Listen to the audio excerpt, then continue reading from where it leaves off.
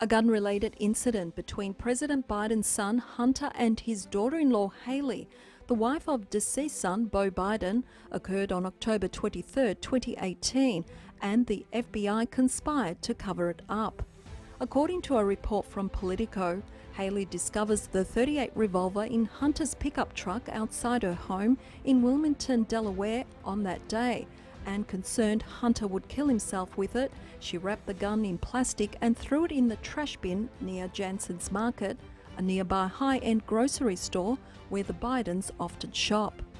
Afterwards, she confessed to Hunter what she had done, and he demanded she retrieve it, but upon searching in the trash, she found it had already been taken. The Delaware police became involved after concerns were raised about the proximity of a high school to the missing gun, amid fears it may be used to commit a crime, according to law enforcement officials and a copy of the police report obtained by Politico. Police had been notified by the store's general manager, Paula Jansen, and from another person, according to the report. Delaware State Police viewed the security camera footage from the store and interviewed Jansen, the store manager. "We compiled with the police and gave them whatever security footage we could," Jansen told Politico.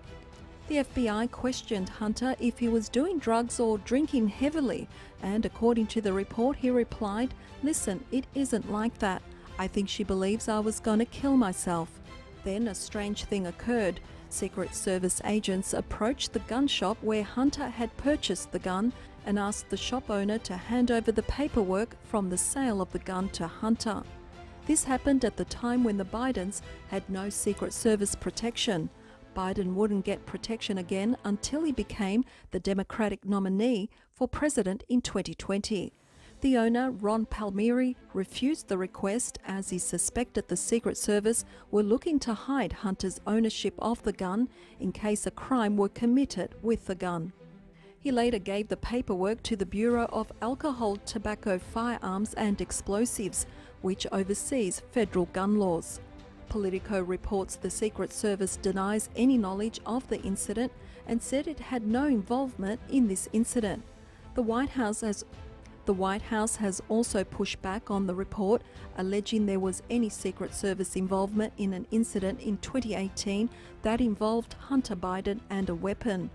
President Biden did not have any knowledge of or involvement in the Secret Service's alleged role in this incident, and neither he nor any family member was a protectee at that time, said a White House official on Thursday. A man who was often seen rummaging through the store's garbage bins looking for recyclables is said to have returned the gun several days after he found it in 2018.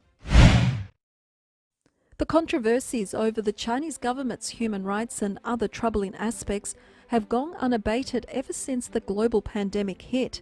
Now, ironically, the Chinese Community Party's intervention in the children's picture book entitled A Corona Rainbow for Anna and Moritz has forced the German publisher Carlsen Verlag to destroy the book's copies.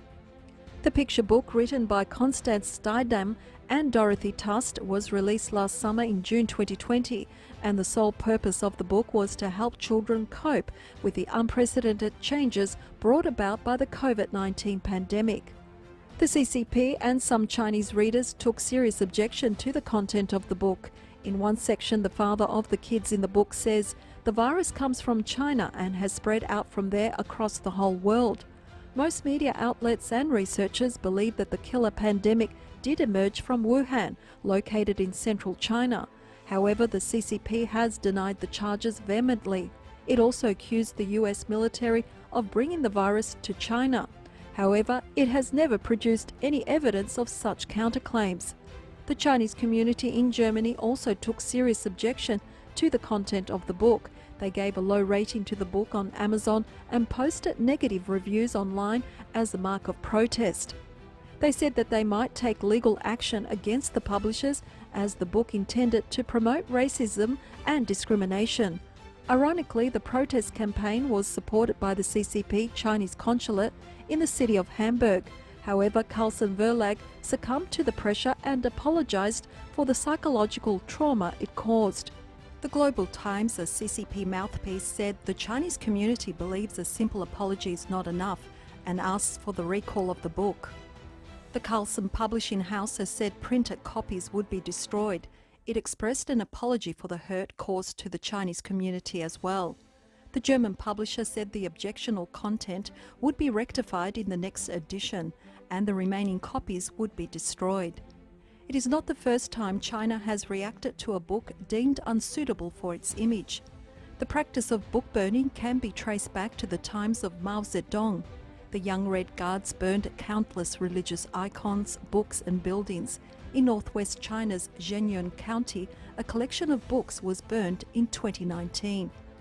The origin of the coronavirus remains unclear and investigations are ongoing.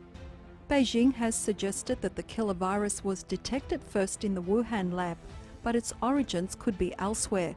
The WHO also said the virus's origin has to be located and the search should start at Wuhan. It has asked for in-depth investigations to unveil the truth. Former US President Donald Trump criticized the Chinese government's conduct at the time for their failure to alert the outside world of the fast-spreading danger, and he called COVID-19 the China virus. The Chinese Foreign Ministry vehemently denied this charge. The CCP should take careful note and practice what they preach. Lift the Great Firewall of China, stop the repression of freedom of expression, the press and freedom of assembly. Stop the repression of religion and freedom of worship. Stop the repression of ethnic minorities.